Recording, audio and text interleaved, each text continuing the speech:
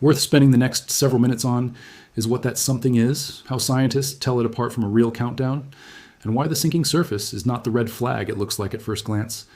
To understand any of this, you have to follow the plumbing down, because Mount St. Helens is not a simple tank of lava sitting under a lid. It's the visible top of a system that reaches many miles into the crust below it. Deep down near the boundary between crust and mantle, magma forms and begins a slow migration upward.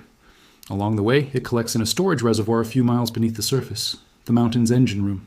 When that reservoir takes on fresh magma from below, it presses outward against the surrounding rock. That pressure stresses the crust, and stressed rock does one predictable thing.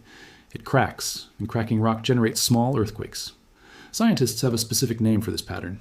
They call it a recharge swarm, and the name is doing real work. It is not the sound of magma breaking through toward daylight. It is the sound of a reservoir slowly refilling deep down, pushing gently against rock that has held it in check for years. The earthquakes are a symptom of feeding, not of an imminent eruption, and that distinction is the single most important idea in this entire story. It helps to actually sit with how small these earthquakes are. Magnitude is not a straight ruler where each number is a little more than the last. It's closer to a set of stairs, and each full step down represents a massive drop in the energy released. A magnitude 1 earthquake is not a slightly gentler version of something you'd notice. It is thousands of times fainter than a quake that would rattle a coffee cup. These are events that exist as squiggles on sensitive seismometers and nothing else. You could stand at the exact point on the mountain directly above one of these quakes and feel nothing at all. That's the scale being discussed here. Dozens of whispers rising from a reservoir several miles down. Not a single shout from magma breaking the surface. And the location of these quakes matters far more than the raw count. 100 faint whispers originating 2 or 3 miles underground tells a completely different story than a handful of sharp, shallow cracks a few hundred feet beneath the crater floor. That distinction, depth, and location is the line between a routine week at a living volcano and an actual emergency. And it's exactly what the monitoring network is built to track. Naturally, a gap has opened up between what official catalogs report and what independent seismology enthusiasts claim to see when they pull up raw, unfiltered instrument traces. Every time a swarm like this happens, someone points at the raw wiggles on a seismograph and says, the true number of quakes is far higher than what's been officially logged, and that agencies are quietly sitting on the difference. It's worth explaining clearly why that gap exists, because it is not a cover-up, it's arithmetic. For an earthquake to be formally located and added to a public catalog, the same signal generally needs to be detected clearly at multiple stations and triangulated to a point in space within a tight margin of error. A micro-event too faint to register cleanly at more than one station simply cannot be located with confidence a genuine whisper, then manufacture a false one. If this current swarm feels unprecedented, it's worth knowing St. Helens has essentially 46 years ago.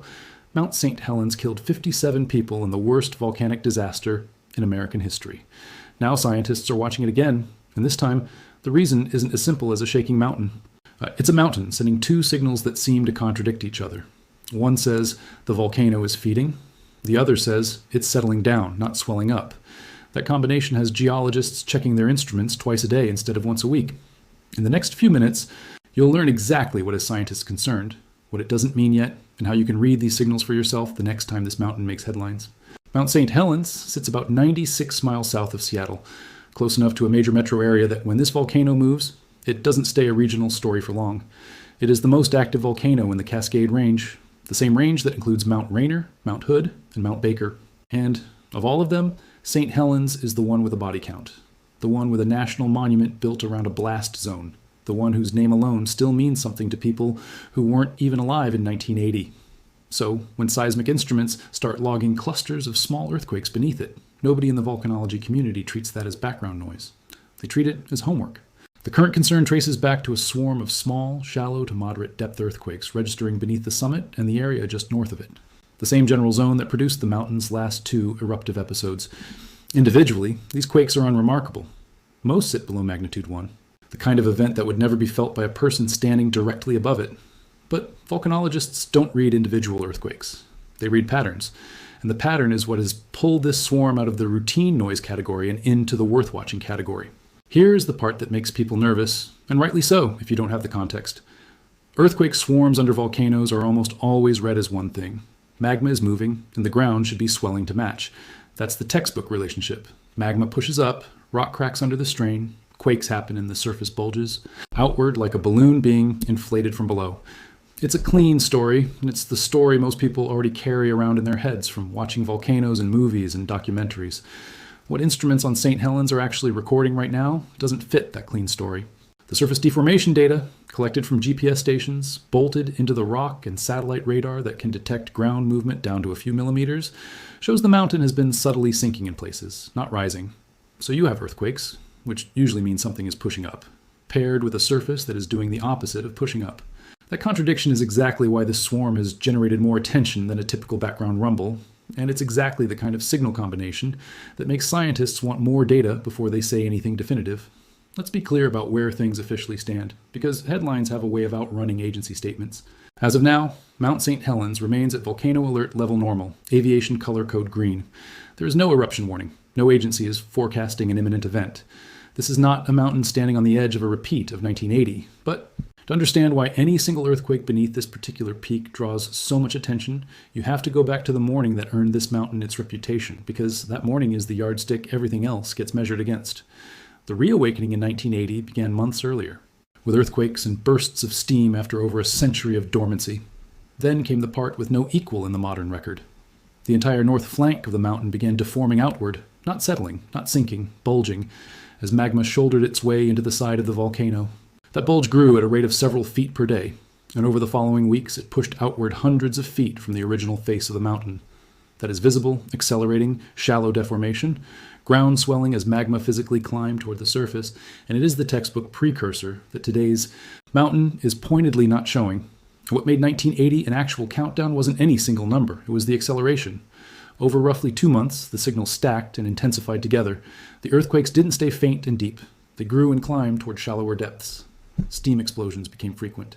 The bulge didn't appear overnight. It swelled visibly day after day until it was deforming faster than the surrounding rock could hold. Anyone watching the instruments that spring could see the trend bending toward failure. That is the texture of a genuine reawakening. A set of signals, all growing, all shallowing, all pointing in the same direction at once. Hold that image, because it is the exact opposite of the flat, faint, sinking picture the mountain is showing this year. On the morning of May 18th, 1980, a magnitude 5.1 earthquake shook the overstressed bulge loose. The entire north flank collapsed at once, the largest landslide ever recorded. And with the side of the mountain suddenly gone, the pressurized system inside was uncorked. It blasted sideways, flattening forest across more than 200 square miles, stripping over 1,000 feet off the summit. Ash reached hundreds of miles away by that afternoon.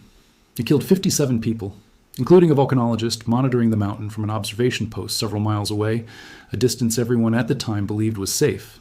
The observatory that watches this mountain today was built in the aftermath of that morning and carries his name. That is the weight 1980 still holds, and it's exactly why the contrast with today matters so much. Set the two side by side, because this is the whole argument. 1980 was a surface bulging outward at several feet a day. Right now is a surface sinking. 1980 was earthquakes climbing toward the surface as magma physically forced its way up. Right now is faint earthquakes miles down, where a reservoir is quietly refilling. 1980 was accelerating, shallowing, and inflating, 3 signals all pointing the same direction, all screaming upward. Right now is faint, deep, and unsettling to look at, but flat rather than trending. Everything about the 1980 signature that made it a genuine countdown is currently absent from what St. Helens is doing. That's not a guarantee about the future. It's a reading of the present, and it's the honest one. It's also worth pausing on why the public reaction to a swarm like this tends to run ahead of the science every single time. Part of it is simple pattern recognition gone wrong. People remember the footage from 1980, the bulge, the collapse, the ash cloud rolling over towns, and their brains reasonably file earthquakes under St. Helens and catastrophic eruption into the same folder. Part of it is also how information spreads today, a raw seismograph or a scientist ever will. None of that makes the concern irrational exactly. It makes it uninformed, which is a very different and much more fixable problem. The tools to actually check this story yourself are public. Seismic networks publish their earthquake catalogs online, updated continuously, and anyone can look at the depth and location of each event, rather than relying on someone else's interpretation of it. Ground deformation data from GPS stations is also public. So is gas monitoring data. The transparency that debunks the cover-up narrative also happens to be the same transparency that lets you verify everything in this video yourself, and that's worth doing the next time a headline like this one shows up in your feed. Zoom out, and none of this is really about one mountain in isolation. Mount St. Helens sits at the surface end of one of the largest geological machines on the continent, off the coast of the Pacific Northwest, An entire slab of ocean floor, the Juan de Fuca Plate, is being forced beneath the North American continent along the Cascadia subduction zone, the same fault system capable of producing a magnitude 9 megathrust earthquake that geologists consider a matter of when rather than if. As that slab grinds downward into the hot interior of the planet, water trapped inside the rock is squeezed out and driven up into the mantle above it. T-het water lowers the mantle's melting point. The mantle begins to melt, and the resulting magma rises. Where it breaks the surface, it builds volcanoes, and that line of volcanoes is the Cascade Range. Rainier, Adams, Hood, Baker, Shasta, and St. Helens, each fed by the same offshore engine. St. Helens happens to be the most geologically active of the group. It has erupted more often and more recently than any of its neighbors, which is exactly why a swarm beneath it makes national news, while identical activity beneath a quieter Cascade Peak barely registers outside the scientific community. The magma this particular volcano produces is also a thick, high silica type that traps gas and builds pressure rather than flowing gently, which is part of why, historically, when this system fails, it tends to fail explosively rather than pouring out in slow rivers. That combination of youth, activity, and sticky, gas-charged magma is exactly why a small swarm here draws the attention. An identical swarm elsewhere never would. The good news, if you want to actually use this information rather than just consume it, is that scientists aren't guessing about what a real reawakening would look like. The mountain has shown them before, and none of the warning signs require a crystal ball. A genuine countdown would announce itself through a specific set of changes worth knowing. First, migration. Earthquakes shifting from deep, where recharge lives, toward the surface, tracing the path of magma actually on the move. Second, a change in the character of the shaking itself, the onset of continuous harmonic tremor, which signals fluid and gas moving through the plumbing rather than rock simply cracking under stress. Third, a reversal of the very thing making this swarm strange right now. The surface would stop sinking and start rising, with measurable inflation replacing the current deflation trend. Fourth, a climb in volcanic gas output, carbon dioxide and sulfur dioxide increasing as magma nears the surface. And fifth, steam explosions, the mountain clearing its throat with bursts of superheated water, exactly as it did in the weeks leading into 1980. None of those 5 signals is currently present at Mount St. Helens. What's present is a faint, patient swarm several miles down beneath a surface that is quietly settling. The signature of a volcano refilling on a schedule measured in years, not days. This mountain also happens to be one of the most heavily instrumented volcanoes on the planet, wired with seismometers, satellite radar sensitive to millimeter-scale ground movement, gas sensors, and GPS receivers, all feeding an observatory built specifically. Because of what happened here in 1980, that density of instrumentation matters. It means the shift from quiet recharge to a genuine reawakening would not sneak past unnoticed. The signals would show up one after another in instruments built and placed specifically to catch them. So where does that leave things right now? It leaves Mount St. Helens exactly where it has repeatedly been across the decades since 1980. Alive, quietly refilling, sitting at normal alert level, with a small earthquake swarm that is genuinely more interesting scientifically than it is dangerous practically. The mountain isn't counting down, it's doing maintenance, the slow underground work of a volcano between eruptions, and the sinking surface that looks so alarming at first glance is simply the top cooling while the bottom fills. There are a few concrete things worth actually tracking over the coming weeks, and they're the same things the observatory itself will be watching. Does the swarm's rate climb, hold steady, or fade back toward silence? Does the ground deformation continue its slow sink, flatten out, or the one signal that would genuinely change this story, reverse into measurable inflation? And does the observatory's language shift at all, particularly whether they keep using that one telling word, recharge? Until one of those signals actually changes, the honest takeaway is a steady one.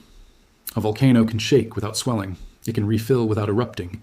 It can stand at normal alert level while its plumbing quietly fills miles below a surface that's doing the opposite of what your instincts expect. That is not the beginning of the end. It's the sound of a living mountain between chapters. The day a real countdown starts, it will not look like this. It will look like 1980, loud, shallow, and rising. And the entire point of paying attention now, in the quiet, is so that when that day eventually comes, nobody mistakes it for one more false alarm.